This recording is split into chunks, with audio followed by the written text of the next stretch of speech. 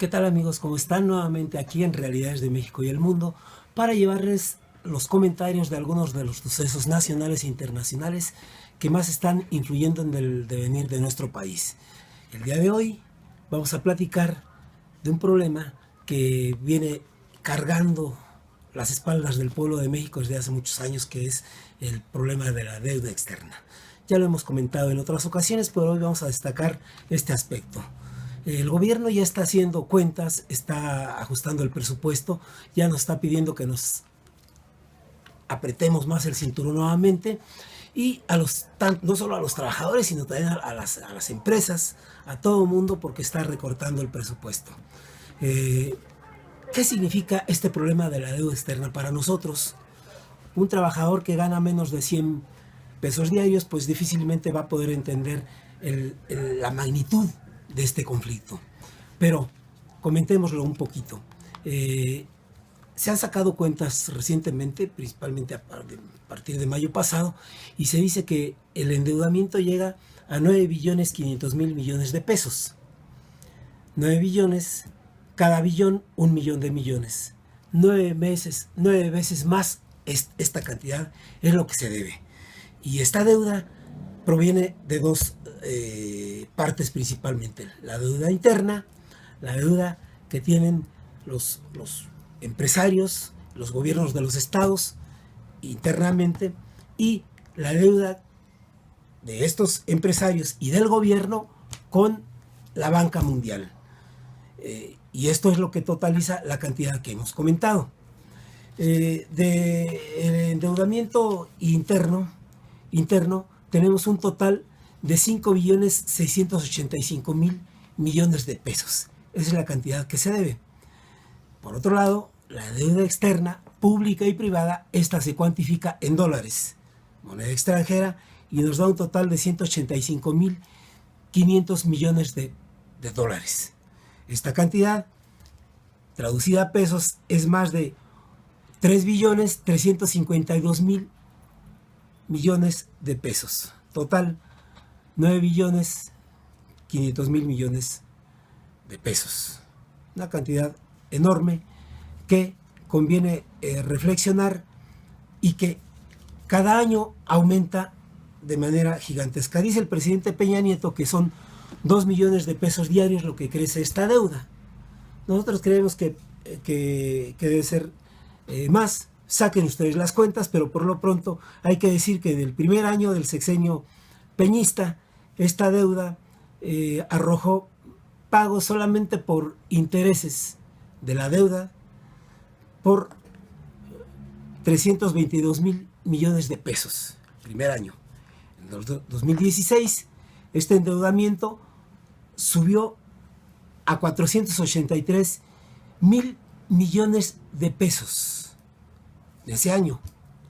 Este año se calcula que lo que va a salir de riqueza nacional para pagar solamente los intereses asciende a 600.000.000.000 de pesos. Son cantidades enormes que tienen que ver con que nuestro país no ha desarrollado la capacidad para producir, para tener una economía nacional, para tener una banca nacional, y ni siquiera tuvo la capacidad durante, ¿qué será?, de 1948 al año pasado, que tuvimos más de 60 años, más o menos 60 años tuvimos una industria petrolera propia. No tuvimos la capacidad para ser autosuficientes, para generar la suficiente riqueza, no ser un país endeudado y dedicar todo lo que ingresaba al crecimiento nacional. Pero ¿qué ocurrió? Teniendo una empresa petrolera que es una potencia mundial de cualquier manera, con todos sus problemas y defectos, y teniendo más de 1.200 empresas estratégicas súper importantes, todas tuvieron que ser rematadas porque había un problema esencial, que era el problema de la ineficiencia, de la corrupción y del desconocimiento y aplicación de tecnologías modernas, porque ese no era el interés. Tuvimos un gobierno que desgraciadamente llegó de un grupo de vándalos prácticamente que se apropiaron del gobierno después de la Revolución Mexicana. Nada más para rememorar un poquito, recordar que Venustiano Carranza mandó matar a Zapata, llegó al poder.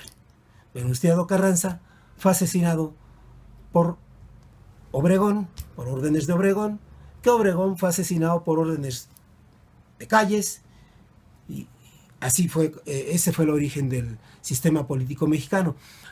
No llegó al poder una burguesía eficiente, una burguesía con capacidad de administrar las riquezas y sobre todo con hacerlas eficientes. Ni siquiera eso tuvimos en México. De manera que lo que tuvimos fue un grupo de políticos, de vividores que llegaron al poder y que empezaron a despilfarrarlo.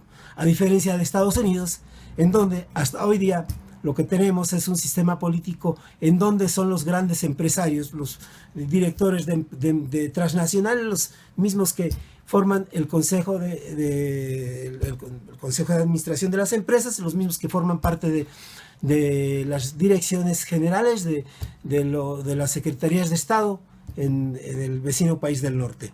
Ellos sí que saben cómo administrar la riqueza, pero todas las ganancias van a dar al 1% de los multimillonarios, que son los que controlan al mundo, y la riqueza de México ha pasado a ser anexada, ha pasado a ser integrada para que sea apropiada por ese 1% de los multimillonarios del mundo, porque aquí ni siquiera pudieron servir para que esa riqueza sea administrada eficientemente, ya no digamos en beneficio de la inmensa mayoría de los mexicanos, ni siquiera de la burguesía nacional, que está hoy también pidiendo esquina frente a la crisis económica que se avecina, porque nuevamente estamos a fin de sexenio y hay ajustes y hay nuevamente reducción del presupuesto que va a afectar enormemente a los empresarios y desde luego a los trabajadores y a la mayoría de los mexicanos. Muchas gracias.